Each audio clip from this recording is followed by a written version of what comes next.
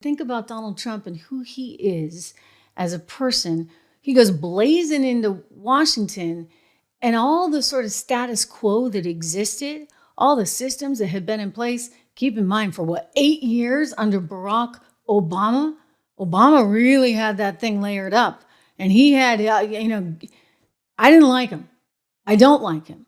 I think he was incredibly destructive for America, especially when it comes to race relations. I think he was absolutely god awful on the economy. I mean, he was a socialist. So there you go, in my estimation. Anyway, Barack Obama did a lot to kind of stack the system. So that was 8 years of that. And don't forget, you've had a bloated government for so long. So Trump comes along and he's like, okay, well, I don't really think that makes sense. And by the way, that policy idea, forget about it. And you know what? We ought to put a tariff on China. And I'm going to tell them we're going to put a tariff on those goods coming in. And everybody in Washington, D.C. was like, oh my gosh, in real time. They couldn't believe it. They couldn't believe that anyone had the audacity to challenge the system the way he did. And I'll tell you this, and I'll tell you this again, his policy was fantastic. His tax policy was fantastic. His trade policy was fantastic. And yes, he cared about the border, because what president wouldn't? You're a country, for goodness sakes. You ought to have a border. And so everything has disintegrated since he left. Americans know that. And when you look at these polls, and I was just looking at them again this morning, you look at Nate Silvers, for example, overall, he's up 2 to 3 points in everything. So that takes in all the ones where he's not doing so well. But a lot of them, even Michigan, for example, Michigan, ladies and gentlemen, where you've historically had these sort of blue-collar Democrats, it's not flying. It's not flying in Michigan. The Biden agenda, the Bidenomics nonsense, none of it's working. Because people are saying enough is enough. I mean, James Carville being quoted over the weekend in the Louisiana Times, and then Maureen Dowd at New York Times had a follow-up story on it. It was just absolutely fantastic, because Maureen, she talked about him being sort of the Cajun. What was it? Let me see if I can find this. What she actually said. It was absolutely positively hysterical the way she framed it. James Carville was the campaign manager for Bill Clinton.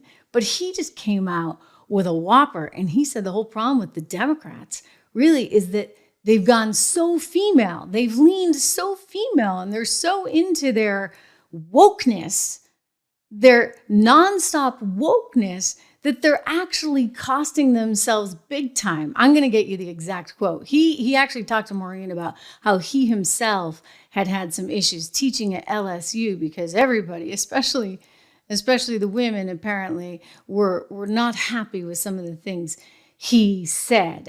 He is concerned about Biden appearing to lose the support of Black voters, whom historically he had really been able to count on as a base. And he said, and I quote, "A suspicion of mine is that there are too many preachy females dominating the Democrats' culture and message."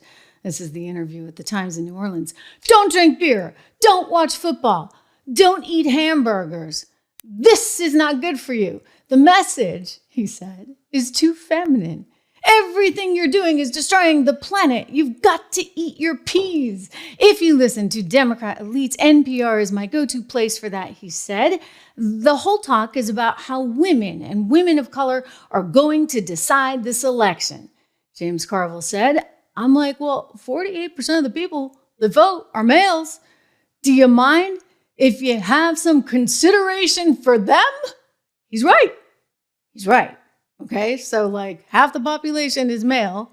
It's interesting he said 48%, but I'm just going to go with half the population is male. And you look at all these polls, I think Drew has them right here. Look at this. Trump leading Biden by 2 points. This is overall. These are all the polling averages. Real Clear Politics looking at these. And I'm going to tell you something, ladies and gentlemen. Donald Trump does not perform as well as most politicians in polls. Why? Because nobody actually wants to say they're going to vote for him. So you can actually think about this and say, okay, we're going to add a little bit of a pad on there. Anyway, Trump leading Biden by 2 points, 46.7 to 44.7% in a two-candidate race. And by 4.3%, take a look at this, with RFK, Robert F. Kennedy in the race. So that would be a 3-candidate race. Robert Kennedy expected to announce his VP in the coming weeks. The ex-wife of one of the Google founders actually may be his VP. But in that case, it actually helps Trump even more because why? Oh, the Democrats have a bad candidate. They have a really bad candidate in Joe Biden. They ought to know that. Maybe they do know that. Maybe, in fact, all of these lawsuits have something to do with that, shall we say.